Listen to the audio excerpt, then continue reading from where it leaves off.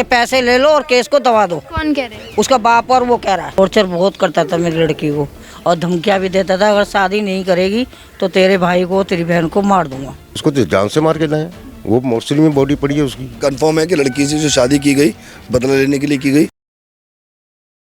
नमस्कार, आप देख रहे हैं तेज तरार। मेरा नाम है प्राची रावत और इस वक्त मैं राजधानी दिल्ली के लाजपत नगर जल विहार झुग्गियों में मौजूद हूं, जहां से एक बहुत ही खौफनाक मामला जो है सामने आया। बताया जा रहा है एक लड़का लड़की रिलेशन में थे जिनका 11 साल का रिलेशनशिप था और उसके बाद उन्होंने शादी कर ली। 22 नवंबर 2024 को उनकी शादी हुई और 2 महीने बाद ही जो है लड़की ने अपनी जीवन लीला यहाँ पर समाप्त कर ली। मगर परिवार वालों का आरोप यहाँ पर लगाया जा रहा है कि उसके पति द्वारा ही उसको मारा गया। मेरे साथ लड़की की माँ मौजूद है, उनसे हम बातचीत करेंगे और जानेंगे पूरे मामला।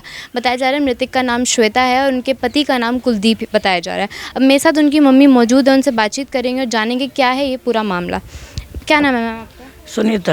अच्छा, तो क्या है ये पूरा मामला? आपकी बेटी जैसे बताया जा रहा है 11 साल से उनका रिलेशनशिप था। हाँ उसका। हाँ, तो क्या मतलब कैसे मिले थे? हाँ, मुझे नहीं पता इस चीज़ का, तो कैसे मिले कैसे नहीं मिले। बस ये था कि अच्छा नहीं था, मारता पीटता था, टॉर्चर बहुत करता था मेरी लड़की को और धमकियां भी देता था, अगर शादी नहीं करेगी तो तेरे भाई को तेरी बहन को मार दूंगा। अच्छा, मतलब शादी से पहले किसी शादी नहीं करेगी तो मार के दरवाजे पे खड़ा हो जाता था और सबको धमकियां देता था। तो उसके बाद आप लोगों ने उनकी शादी करवा दी? मैं तो मना करती थी, मैं उनकी शादी नहीं करनी, पर लड़की नहीं मानी मेरी। लड़की कहती नहीं मम्मी शादी इसी से करूँगी। अच्छा, तो उसके बाद मतलब लड़की की जब शादी होगी तो वो बताती थी कभी कुछ कि उनको टॉर्चर किया जाता है कुछ ऐसा? मैं तो फ़ोन करती थी, थोड़ी बात करती थी मेरे साथ कि मम्मी ठीक हूँ, मैं खाना खा लिया, आपने खा लिया, इतनी बात करती थी। उसके बाद तो बंद रख देती थी फ़ोन को। तो उन्होंने कभी कुछ नहीं आपको बताया इसी बारे में? तो फिर आपको इस पूरे मामले के बारे में कब पता चला? जब वो ख़त्म हो गई है, जब मुझे पता चला है कि भाई उनके बीच में क्लेश हुई है। आगे बढ़ने नहीं देता, कह रहा हो गया होगा, कुछ भी नहीं हुआ। ऐसी कैसी रही बच्ची, न पोस्टमार्टम रिपोर्ट में हमें यही तड़पते रह गए। हम ये कह रहे हमने कर दिया। अब हम परसों गए, जब जाके वो गया कुछ नहीं हुआ। मेरी बच्ची को कैसे मारा होगा, कैसे नहीं तड़पी होगी, इतनी लायक लड़की कभी नहीं देगा। किसी घर नहीं बात करने देता, जाने नहीं देता था। मेरे पीछे घर दादी लगती है, मैं उसकी दादी लगती है।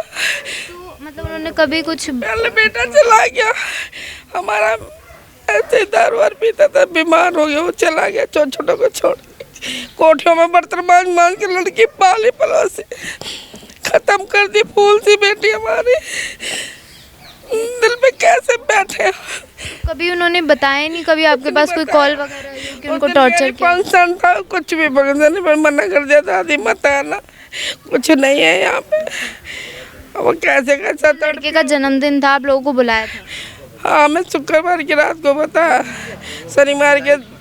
शनिवार को यूँ कह दिया कि मत आना कोई भी। मैं अपना हो गया फंक्शन। मैं बोली क्यों, हमारी तबीयत खराब रहती है, हमारे ऊपर वो स्कूल गिर गया था तो इसे मारे करके थोड़े हम चलती में दर्द होता हाथ पैरों में।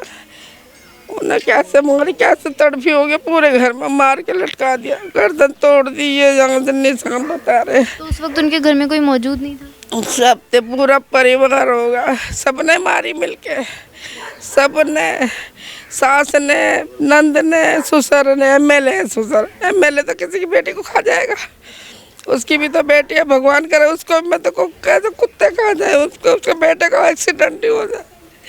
मतलब मेरे बच्चे को तड़पा के मारा, कहाँ भगी होगी। मैं जाने नहीं दिया, तड़प के रह गए हम लोग। मुझे तो 11 बजे पता चला चलने को, जब भी नहीं जाने दे रहे थे। सारी मिली हुई भगत है, कब से प्रोग्राम बना रहे थे, कब से बदला लिया मेरी बच्ची को। 9 साल साथ रही है मेरी लड़की और फिर भी उसी का गुण गाती थी, हमारी बात सुनती ही नहीं थी। तो जिस वक्त ये पूरा हादसा हुआ तो उनके घर में कोई मौजूद नहीं? मुझे नहीं पता मैम, मैं तो यहाँ थी अपने घर में। बताया जा रहा है आपको बुलाया गया था लड़के के जन्मदिन पर? बुलाया गया था, पर मेरी तबीयत ठीक नहीं थी तो इसलिए मैं नहीं जा रही थी। इन बच्चों को भेज रही तो कहते हैं मम्मी तू मत आ, ये आएंगे तो मैं इनके साथ वापस आ जाऊँगी। और यहाँ के धमकियाँ देता था कि भाई ऐसे ऐसे तू नहीं शादी करेगी, मैं मार दूंगा। मतलब उन्होंने खुद आपको बोला कि मत आओ, नहीं तो मैं आपके साथ ही वापस? हाँ, मेरे साथ नहीं, वो लड़की के साथ छोटी वाली उसने बदला लिया ये पूरा। कहता था शादी से पहले कि मैं अपना बदला छोड़ूंगा नहीं, क्योंकि यहाँ मारता था मंदिर पे, उसने पकड़वा दिया। तो इस वक्त लड़का कहाँ है? खुला हुआ घूम रहा है वही गाजियाबाद में। पुलिस ने अब तक इस पे क्या क्या कुछ नहीं किया, पुलिस ने कुछ नहीं किया। कार्रवाई नहीं करी? नहीं, तो अब आपकी क्या मांग है पुलिस मेरी से? मांग ये है कि मेरे को इंसाफ चाहिए बस। मोदी से बोलो कि मोदी, अगर तुम्हारे राज में ये सब होने लगा, मोदी के जो योगी हैं, अगर किसी की बहन बेटी अगर तुम्हें नहीं रखनी है तो उसके घर पे दे जाओ कि भाई हमने हाथ जोड़ के हम तुम्हें कह रहे हैं अपनी बेटी को अपने पास रखो, हम नहीं रख सकते।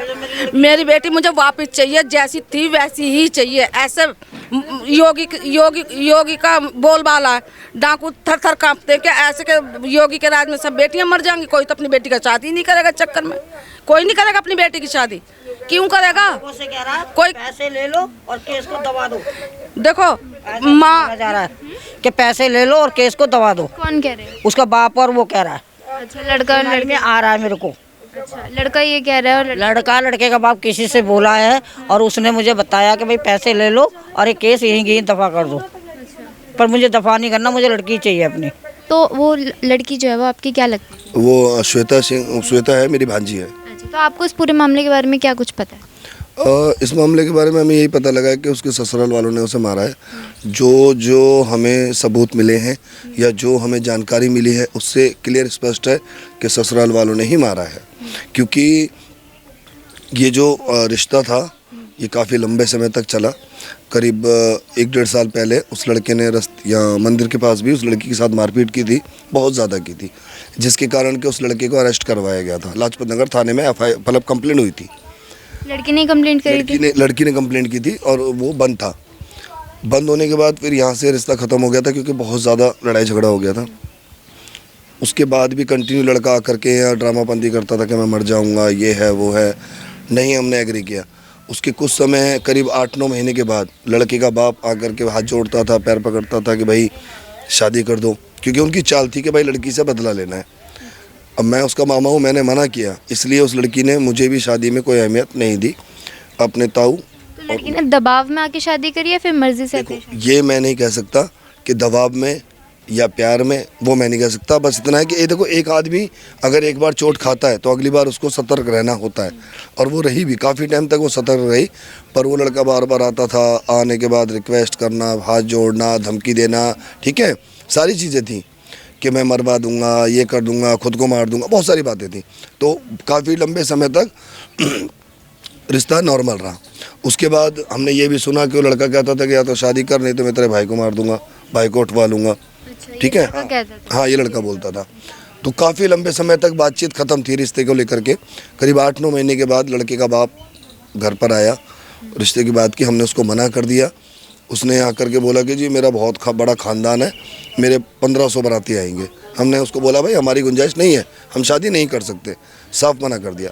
फिर उसके बाद वो बैक टू बैक कितने ही बार आया, उसने आश्वासन दिलवाया कि मैं हूँ, मुझे पता है कि मेरा बेटा बदमाश है, नशेड़ी है, ये है वो है, पर आप मेरे कहने पे वो कर दो।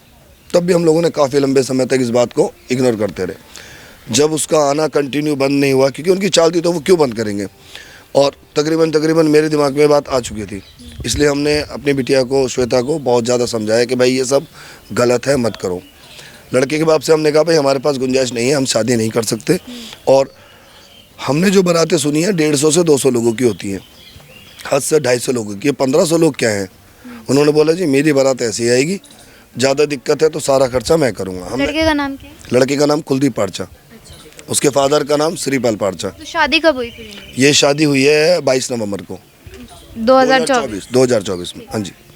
तो फिर अभी बताया, मतलब लड़की की जो डेथ है वो कब हुई है? लड़की की डेथ हुई है 25 जनवरी। तो इस पर पुलिस ने क्या कुछ कहा है? पुलिस ने ना कोई कार्रवाई की है, ना कुछ कहा। जब हम उससे पहले FIR के लिए हमने बोला था घर में, तो उन लोगों ने इतना डरा रखा था मेरी बहन को, क्योंकि हस्बैंड है नहीं, एक छोटा सा बेटा है, और जिस तरीके से वहाँ धमकियाँ आ रही थी कि भाई लड़के को उठा लेंगे, ये कर लेंगे, इन्होंने मुझे बाद में बताया। तो मैंने इनको बोला, मैंने कहा डरने की ज़रूरत नहीं है और FIR करनी है। तो यहाँ करीब 1 तारीख को जा कर के मैं अपनी सिस्टर को लेकर गया गाज़ियाबाद। हमने वहाँ जा कर के एक कंप्लेंट दी, तो कंप्लेंट भी नहीं थी। जो पुलिस वाले थे उन्होंने कहा भी पेपर पे लिख के दो। मैंने उनको बोला कि FIR ये नहीं होती, FIR का मतलब है कि आप अपने रजिस्टर में एंट्री करेंगे। उन्होंने कहा नहीं, आप एप्लीकेशन लिख के दो। कौन से थाने में गए? ये है इंदिरापुरम थाना। तो वहाँ पर आईओ कौन है? आईओ का नाम है भगवान सिंह। तो उसने रिसीविंग भी नहीं दी हमें। हमने कहा भाई रिसीविंग दो एफआईआर के बाद। बोला नहीं जी रिसीविंग नहीं मिलती, उसके लिए आपको 3-4 दिन वेट करना पड़ेगा। मैंने बोला भाई वेट क्यों करना पड़ेगा, कोई छोटा मोटा केस तो है नहीं। उसने कहा नहीं जी हमारे यहाँ यही है। और उसके करीब मतलब हमने थाने में करीब 2 से 3 घंटे बिताए, पर वहाँ कुछ खास नहीं था जो वो कुछ करता। उसके बाद जो अनुज है आईओ, उससे हमारी बात हुई तो वो भी टालम टोली कर रहा था पोस्टमार्टम की रिपोर्ट के लिए। फिर हम चौकी पहुँचे जो वहाँ से तकरीबन 3-4 किलोमीटर दूर है। वहाँ पहुँचे, अनुज वहाँ भी नहीं था। हम काफ़ी देर गेट पे खड़े रहे, कोई भी नहीं था। चौकी में एक बंदे से बात हुई, उन्होंने कहा भाई अंदर एक बंदा लास्ट कोने में बैठा हुआ है, आप उससे मिलो। वहाँ जाकर हमने हाथ पैर जोड़े, हमने कहा भाई दे दो, पेपर पे लिख के दो। मैंने उनको बोला कि एफआईआर ये नहीं होती, एफआईआर का मतलब है कि आप अपने रजिस्टर में एंट्री करेंगे। उन्होंने कहा नहीं आप एप्लीकेशन लिख के दो। कौन से थाने में गए? ये है इंदिरापुरम थाना। तो वहाँ पर आईओ कौन है? आईओ का नाम है भगवान सिंह। तो उसने रिसीविंग भी नहीं दी हमें। हमने कहा भाई रिसीविंग दो एफआईआर के बाद। बोला नहीं जी रिसीविंग नहीं मिलती, उसके लिए आपको 3-4 दिन वेट करना पड़ेगा। मैंने बोला भाई वेट क्यों करना पड़ेगा, कोई छोटा मोटा केस तो है नहीं। उसने कहा नहीं जी हमारे यहाँ यही है। और उसके करीब मतलब हमने थाने में करीब 2 से 3 घंटे बिताए, पर वहाँ कुछ खास नहीं था जो वो कुछ करता। उसके बाद जो अनुज है आईओ, उससे हमारी बात हुई तो वो भी टालम टोली कर रहा था पोस्टमार्टम की रिपोर्ट के लिए। फिर हम चौकी पहुँचे जो वहाँ से तकरीबन 3-4 किलोमीटर दूर है। वहाँ पहुँचे, अनुज वहाँ भी नहीं था। हम काफ़ी देर गेट पे खड़े रहे, कोई भी नहीं था। चौकी में एक बंदे से बात हुई, उन्होंने कहा भाई अंदर एक बंदा लास्ट कोने में बैठा हुआ है, आप उससे मिलो। वहाँ जाकर हमने हाथ पैर जोड़े, हमने कहा भाई दे दो। तब जा कर के उन्होंने पोस्टमार्टम की रिपोर्ट के कुछ पन्ने हमें दिए गए, पूरी रिपोर्ट अभी भी नहीं दी। तो मतलब लड़के की जब शादी हुई तो उसने कभी कुछ बताया कि मैं मतलब उनका कभी झगड़ा वगैरह होता था लड़के? नहीं, लड़की का ऐसा था ना, क्योंकि मैं सबसे ज़्यादा विरोध करने वाले में से था। मैंने शुरू से लड़की का विरोध किया। मैंने कहा बेटा ये गलत है, गलत है, गलत है। तो उसने इसी वजह से मुझे भी इग्नोर कर रखा था, ठीक है। और जो भी कुछ था सारा अपने ताऊ को और अपने भाइयों को, ताऊ के लड़कों को, उन्हीं को इंचार्ज बना रखा था। सारा लड़के वालों से बात करना, उनके साथ मेल जोल करना, उनसे लेन देन जो भी है ऑल ओवर वही लोग कर रहे थे। जहाँ तक कि कन्यादान भी उन्हीं लोगों ने किया था। तो आपको इस बारे में कब पता चला कि लड़के के साथ ऐसा कुछ हुआ? मेरे को 25 जनवरी को रात को कॉल आया था। रात को मुझे बताया गया कि लड़की को मारा है और उसके चोट वोट है, वो मैक्स हॉस्पिटल में है। पोस्टमार्टम रिपोर्ट में क्या लिखा? पोस्टमार्टम रिपोर्ट में तो कह रहे हैं नॉर्मल हैंगिंग है। अच्छा, तो लड़का पकड़ा गया है? नहीं, लड़के को किसी ने पकड़ा नहीं है, लड़का आज़ाद घूम रहा है। और इसमें भी ये जो 25 तारीख की बात है, रात को जब मेरे पास कॉल आया तो मैंने बोला भाई मैं आ रहा हूँ तैयार होकर। बोला नहीं आप मत आओ अभी और सुबह आना। मैं पूरी रात तैयार होकर बैठा रहा। मैंने कहा पता नहीं कब जाना पड़े। सुबह फ़ोन आता है, सुबह बताते हैं कि लड़की की डेथ तो हॉस्पिटल ले जाने से पहले ही हो गई थी। मैंने कहा मतलब, कह रहे 25 तारीख को ही जो श्वेता मेरी भाई, क्या वजह रही थी लड़की की डेथ? वजह वही है साहब कि घर वालों ने, ससुराल वालों ने उसको बहुत टॉर्चर कर रखा था। आप देखिए ना, न्यू मैरिड जो होते हैं करीब 1 साल तक प्रॉपर गहने पहनते हैं, है ना। उस लड़की की जो रिपोर्ट है, उस रिपोर्ट में क्लियर है कि एक भी गहना उसकी बॉडी पर नहीं था, टोटल मेटल था। आप बताइए ये सब कुछ मेटल था, ऐसा हो सकता है? नहीं हो सकता। दूसरा, उसने लड़के के घर वालों ने बताया कि हमारे घर में उस टाइम तकरीबन 2 से 2.5 हज़ार गेस्ट थे। उनका घर भी है जो करीब 2-4 कमरों का है। फंक्शन वगैरह था जो गेस्ट थे इतने सारे? उस लड़के का जन्मदिन था, कुलदीप आर्चे का। हाँ। तो परिवार वालों को बुलाया था लड़की के? मुझे नहीं पता कि मम्मी को या और किसी को बोला, बट हम में से किसी को नहीं पता। मुझे श्योरिटी नहीं है कि इनमें से परिवार वालों ने किसी को बताया नहीं बताया, बट हमें उसके बारे में कोई नॉलेज नहीं है। आइए और लोगों से जुड़ते हैं, बातचीत करते हैं। सर आपका क्या नाम है? मेरा नाम अशोक है। तो आप श्वेता के क्या लगते हैं? तो बड़े पापा हूँ, ताऊ। तो आपको इस पूरे मामले के बारे में कब पता चला? देखो, ये पूरे मामले की बात जो मिली थी हमको 25 तारीख की शाम को, 25 तारीख की, हाँ 25 की सुबह में मिली और 26 को हम बॉडी लेके आई थी। हाँ, तो 26 परिवार वालों को, यहाँ पे माँ को तो 26 तारीख को पता चला। 26 को हम उसकी बॉडी लेने गए थे ना। हाँ, तो बता दिया था ना उन्होंने, घर में बच्चे चाय पानी पी लें, उठ के परेशानी में थे। तो मैं गार्ड की ड्यूटी करता हूँ, नाइट ड्यूटी करके मैं आया था। तब मेरे को जो बच्चे वहाँ गए थे हमारे, उन बच्चों ने मुझे बताया कि ले पापा ऐसे ऐसे लड़की ने कर लिया है। मैंने ऐसा कर लिया, ऐसा तो मैंने वो कर नहीं सकती भाई, कोई ना कोई तो रीज़न बनता है करने का। तो अगर हमारी बच्चे में कोई गलती भी थी तो आपका फ़र्ज़ बनता है कि हमारे पास उसको ले आते, हम समझा देते, या अगर ला नहीं सकते तो हमें बताते, तो हम जाते उसको समझाने के लिए, आपके पास हम ही आ जाते। तो घर में कोई भी घटना होती है, देखो सब बड़े छोटे ही करते हैं उसको ठीक ठाक। ऐसा इन्फॉर्मेशन हमारे पास नहीं आई। तो स्टार्टिंग में रिपोर्ट में दिया ये कि लड़की की तबीयत ख़राब है, आप आ जाओ। मैंने फलाने हॉस्पिटल में इसको दाखिल कराया। किसने बोला आपको? ये वहीं सिर्फ कोई फ़ोन आया था। हाँ। तो इन बच्चों ने मेरे को बताया कि पापा ऐसे बात है। ये देख के उसी 25 तारीख की रात को ये सुन के चले गए थे। गए थे तो लड़की मरी घोषित मिली। तो गार्ड बताइए भी जा रहा है कि उन्होंने फ़ोन भी करे थे, 25 कॉल्स आए हुए थे। हाँ, अब वो लड़की ने क्या करा, जब वो वहाँ से कॉल आई थी तो उस कॉल के ऊपर यही बात हुई थी कि इसकी तबीयत ठीक नहीं है। तो तबीयत ठीक नहीं है तो वो गार्ड जो था कहता मेरे को नाम बताओ, कहता है ये नाम है। अरे उसको तो मार के लाए हैं, गार्ड ने बोला उसको तो जान से मार के लाए हैं। वो मोर्चरी में बॉडी पड़ी है उसकी, रखी थी। अच्छा, गार्ड ने आपको ऐसे बताया। छोटे भाई के बच्चे, दोनों भाई थे, उनका पापा साथ था, छोटा भाई था। तो ये वहाँ से ये इन्फॉर्मेशन मरी हुई, यानी कि बताया था तबीयत ख़राब है, मरी वो घोषित नजर आई थी हमको। बस मतलब पहले से ही वो मार के लेके आए? पहले से मार के लाई है। ये तो जाहिर नज़र आता है कि मार के, अगर उसने अपने घर में चलो फांसी लगाई, वो डेथ केस बनता है, मर्डर केस बनता है। उस पुलिस ने उसका रीजन कुछ लिया ही नहीं, जैसे मुआवजा करते हैं कमरे में काम। पुलिस ने अभी तक कोई कार्रवाई नहीं करी? कोई कार्रवाई नहीं करी, पुलिस की कार्रवाई कुछ नहीं अभी। ये मामा बोल रहा लड़की का, हम गए थे, क्या कहते हैं तो अब आपकी पुलिस प्रशासन से क्या मांग? पुलिस प्रशासन, अरे जो तुम्हारा कानून कहता है, आपने खाकी वर्दी पहनी है, उसको इस्तेमाल करो। लड़की ने फांसी लगाई है या उन्होंने खुद ने मारा है। अगर उनके घर में फांसी लगी, जब भी मर्डर होता है, वो मर्डर किया जाता है। तुम्हारे होते हुए 250 आदमी थे उनके घर के अंदर। 250 आदमियों ने क्या, घर के अंदर ही तुम्हारी पार्टी चल रही थी, तो उसके लिए क्या आपने एक कमरा फ्री छोड़ा हुआ था, इस कमरे में आएगी और वो 250 लोगों के बीच में ये हादसा हो गया।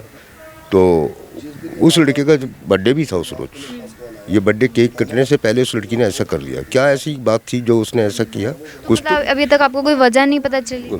वजह कैसे पता लगेगी बताओ? पुलिस उनकी, आप जानते हैं पुलिस किस तरीके से मुंह बंद रखती है। पुलिस क्या कानून कर सकती है, क्या नहीं। लड़की पहले कभी कुछ बोलती, जैसे 2 महीने हो गए थे इनकी शादी को, कभी कुछ बोलती हो, कभी फ़ोन किया हो कि मेरे साथ ऐसा टॉर्चर हो रहा है कुछ? नहीं, ऐसा बीच में कोई कंप्लेंट नहीं थी। पहले कोई लड़ाई झगड़े का मामला सामने नहीं आया? यानी सामने अपने सही चल रहा था, सब कुछ सही था। अगर गलत होता तो वो बताती नहीं, घर में सबको बताती वो। नई शादी के अंदर बेटा आप सुनो कि कोई बच्चा को अपने घर में आके नहीं बताएगा कि मेरे साथ ऐसा हो रहा है। तो हम भी सोचेंगे यार नई शादी हुई है, ये कैसे, क्या इतना जल्दी ऐसे क्या बात है। तो उस बच्चे को हम समझा के जाते, थोड़ी देर के लिए उसका गुस्सा नशा था तो हम घर पे ले आते, उसको समझू के फिर बुझा। सब देखो जलती आग को बुझाया नहीं जाता, तो इस तरीके से हम भी करते, उसको छोड़ जाते जाके। भाई ये चीज़ था, बस इतना ही हमें मालूम है। और कुछ क्या पता है? और कुछ यही है कि पहली बात तो हमें कंफर्म है कि लड़की से जो शादी की गई बदला लेने के लिए की गई, क्योंकि जो शादी हुई उससे करीब 1-1.25 साल पहले उस लड़की के साथ काफ़ी मारपीट हुई थी। उस लड़की को मेंटली टॉर्चर किया गया था, धमकियां दी गई थी कि भाई शादी कर। लड़का घर के बाहर आके तमाशे करता था। यहाँ पर मेरी बहन रहती है, उनके हस्बैंड नहीं है। तो आप लोगों को आपको ये पता चला कि वो रिलेशन में कब आए थे, कैसे आए थे? नहीं, उसका हमें कुछ नहीं पता।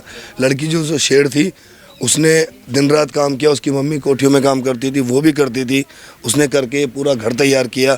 वो लड़की कमज़ोर नहीं थी कि वो फांसी लगा लेती। ये सारा का सारा खेल रचा गया था। उस लड़की से बदला लेने के लिए उसका बाप यहाँ पर आया, श्रीपाल पारचा जिसका नाम है। बार बार उसने यहाँ पर अप्रोच की, हाथ जोड़े, पैर पकड़े कि भाई जो हो गया। उनको भी पता था, हमने उनको बोला भी कि भाई तुम्हारा लड़का ठीक नहीं है। उसके ऊपर 307 के पहले भी केस चल रहे हैं, काफ़ी सारे हथियार रखता है अवैध, उसमें भी केस चल रहे हैं, बहुत कुछ था। पर वो बार बार पैर छू रहा था, तो हम लोगों ने, मैं तो हट गया, मैंने जवाब दे दिया था कि भाई मैं साथ में नहीं हूँ। पर लड़की ने प्रेशर में आकर के ये शादी की, दबाव में आकर के, और अंजाम ये हुआ कि उस लड़की को मार दिया गया। उसके एक चीज़ और भी बता रहा हूँ कि जो हमें अभी पता लगा है कि उसकी तरफ से धमकियाँ बहुत ज़्यादा आ रही थी अभी भी, हाँ, कि इस केस को ना आप रजिस्टर करोगे ना ही कुछ करोगे और इस केस को यहीं ख़त्म कर दो। मेरे पास नहीं आई, पर मुझे सुनने में आया कि कुछ पैसे ले लो पर इस केस को यहीं रफा दफा कर दो। ऐसा लड़के ने बोला? हाँ, वहीं लड़के के घर वालों की तरफ से धमकियाँ ये भी हैं कि उसने आज भी यहाँ मंदिर के बाहर कुछ लड़कों को लगा रखा है। उसके लड़के आए दिन आते हैं गाड़ियों में, यहाँ खड़े होते हैं और वो धमकियाँ दे रहा है कि उसके भाई जो छोटा वाला है उसको उठवा लेंगे, या उसका जो श्वेता का मतलब जीजा लगता है छोटा, उसको कि हम उठवा लेंगे। तो उसी चक्कर में ये लोग तैयार नहीं थे। बहुत ज़्यादा वो होने के बाद अब जाके ये लोग तैयार हुए हैं, क्योंकि मैंने इनको बोला भाई इंसाफ तो चाहिए और इंसाफ हम लेकर रहेंगे। तो अभी भी वो धमकियाँ दे रहे हैं आप? जी। अपने बच्चों की शादी करें कि नहीं करें, अगर योगी जी के राज में डाकू थर थर काँप रहे हैं तो ऐसे बदमाश कैसे टिके हुए उनके होते हुए? कि ऐसे तो वो उनकी गरीब की बेटी बर्तन धो धो के बच्चे पाले अपने, तो इतना पैसा तो हम लोगों के पास नहीं है ना कि हम भाई पैसे से कर लेंगे। वो तो खरीद लेते हैं, बड़े लोग हैं भाई, पैसे वाले हैं, कहाँ से क्या करेंगे। कि योगी जी से ये रिक्वेस्ट है, हमें हमारी बच्ची का इंसाफ चाहिए। अगर योगी जी हैं, इस भगवान की तरह मानते हैं लोग उनको, यूपी में चले जाओ, उनका नाम का डंका बज रहा यूपी में, डाकू खुद अपने आप सिलेंडर करते हैं उनके आगे। लेकिन इस चीज़ में भी अगर योगी जी ने हमारा साथ देंगे, सहयोग करेंगे, हमें इंसाफ चाहिए, हमें और कुछ नहीं चाहिए। हमारी बेटी का हमें इंसाफ चाहिए। ऐसे तो हर कोई अपनी बेटी को नहीं भी आएगा, ऐसे किसको क्या पता चलता कौन कैसा। बच्चियाँ अब शादी करने से डर रही हैं, शादियाँ करने से बच्चियाँ डर रही हैं। उनका कहना वो ये कि जब एक के साथ ऐसा हो सकता है तो बाकी लड़कियाँ सेफ कैसे हैं। और ये सच्चाई है कि अगर एक के साथ होगा तो बाकी लड़कियाँ सेफ कैसे महसूस करेंगी। तो यही है योगी जी से कि योगी जी यूपी के बहुत प्रबल नेता हैं, बीजेपी के बहुत अच्छे नेता हैं, उन्होंने अच्छे अच्छे बदमाशों को सुधारा है। अगर ऐसा एक बंदा जो अपने पैसे के दम पे, बदमाशी के दम पे कूद रहा है, जो एक एक झटके में 100 150 लड़के भेज रहा है कहीं भी धमकाने के लिए, तो क्या योगी जी उसको नहीं सुधार सकते? क्या हमें इंसाफ नहीं दिला सकते? बस हमें इंसाफ चाहिए। आपने क्यों उतार के उसको कहाँ फेंक दिया? नहीं बुलाया था उस टाइम उन्होंने? कुछ भी नहीं बुलाया जी। बुलाया, वो तो उतार के और खुद ही वहाँ हॉस्पिटल में लाभार्थी की तरह छोड़ के भाग गया है।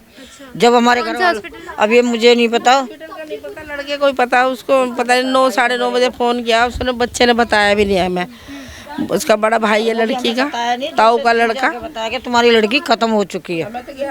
लाभार्थी पता चला 11 बजे, वो भी किसी के कपड़े वाले के थ्रू पता चला कि पीछे हल्ला हो रहा है कि लड़की मार दी। मैंने लड़की मार दी, कल तो उसका वो था। तो पुलिस को नहीं बुलाया, सीधा हॉस्पिटल लेके चले? हाँ, और हॉस्पिटल में लाभार्थी की तरह छोड़ के भागे है, कोई नहीं था उसके पास। जैसे ये लोग बता रहे कि ये हमारी बेटी को उनने खुद से कुछ करा है, वो नहीं कर सकती थी। उसमें इतना गट्स थे कि वो अपने लिए लड़ सकती थी, चाहे वहाँ जो भी सिचुएशन हो रही हो वो लड़ सकती थी, पर वो अपने साथ कुछ गलत नहीं कर सकती थी। बस हमें इंसाफ चाहिए, हमारी लड़की को इंसाफ दिलवा दो, बस हाथ जोड़ के। योगी जी आपसे ये रिक्वेस्ट है हमारी। तो जैसे कि आप लोगों ने देखा, हम लोग मौजूद थे लाजपत नगर इलाके में, जहाँ से एक बहुत ही खौफनाक मामला जो है सामने आया था कि लड़का लड़की जिनका नाम श्वेता और कुलदीप बताया जा रहा है, वो 11 साल से रिलेशनशिप में थे, जिनकी 2 महीने पहले ही शादी हो जाती है। मगर लड़की ने अपनी जीवन लीला यहाँ पे समाप्त कर ली, लेकिन परिवार वालों ने आरोप लगाया कि उसने खुद ये सब काम नहीं किया, बल्कि उसको मारा गया उसके पति द्वारा। अब बताया ये भी जा रहा है कि शादी से पहले लड़का किस तरीके से इनके घर के बाहर आकर हंगामे करता था और उनके भाई को मारने की, लड़की के भाई को मारने की उसने धमकी भी यहाँ पे दी थी। अब किस तरीके से ये पूरा मामला सामने, आपने परिवार वालों को यहाँ पर सुना, आपने सुना किस तरीके से वो पुलिस प्रशासन से यहाँ पे इंसाफ की मांग कर रहे हैं। अब इस पूरी खबर को लेकर आपके जो कुछ राय है हमें कमेंट करके ज़रूर बताइए। आज के लिए बस इतना ही। पूरी खबरों के लिए बने रहिए तेज तरार के साथ। दिल्ली से कैमरा पर्सन नरेश कुमार के साथ मैं प्राची रावत। अगर आपको हमारी ये वीडियो पसंद आई हो तो इसे लाइक एंड शेयर करना बिल्कुल न भूलें। इसके साथ ही हमारे चैनल को ज़रूर सब्सक्राइब करें और हाँ, बेल आइकन भी ज़रूर दबाएं ताकि दिल्ली से जुड़ी तमाम खबरों की नोटिफिकेशन सबसे पहले आप तक पहुँचे।